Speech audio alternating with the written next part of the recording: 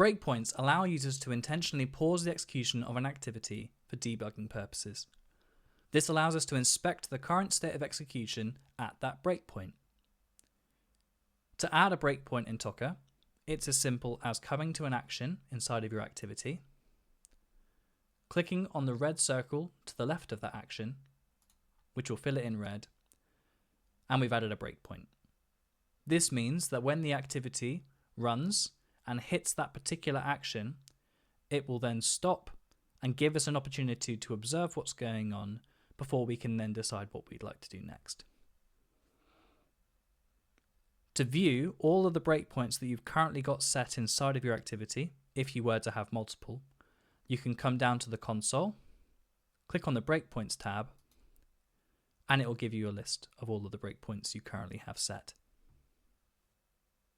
If I were to currently run this activity, we would see that that top bar would highlight red, and on the right hand side of that bar we have two options. Either we can resume, which will then let the activity continue running from the point where it's currently paused, or we can click on the cancel button, which will stop the activity entirely. Let me show an example where this would be quite useful.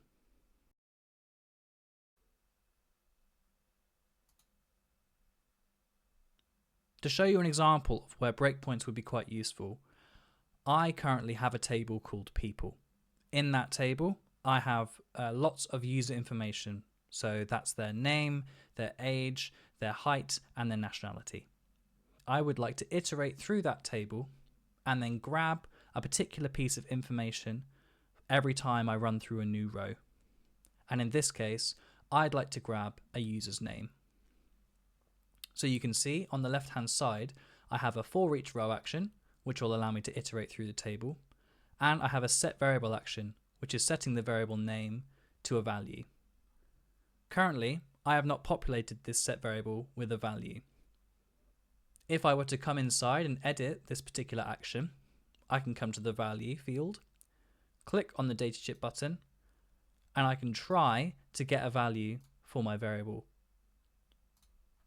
When diving into the outputs of my for each row action, we can currently see that I am missing data. That's because nothing has been run and there is therefore nothing in context for me to grab. This is where breakpoints can come into play. Coming back out of the editing screen, if I were to set a breakpoint on the first thing inside of my for each row action, this will mean that this action will run. However, my set variable action will stop the automation before anything further happens. Clicking the Start Activity button in the top left-hand side, we can see that the set variable action is currently alerting me that there's a breakpoint on it. If I cancel and then return to my set variable action and try to edit its value again,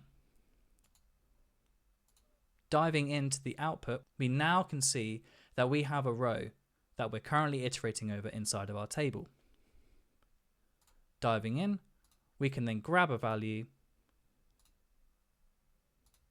adding it to our variable. And now, without the breakpoint, now that I've added that value, running through, we can see that that was a really useful tool to allow me to configure a piece of automation that I was creating.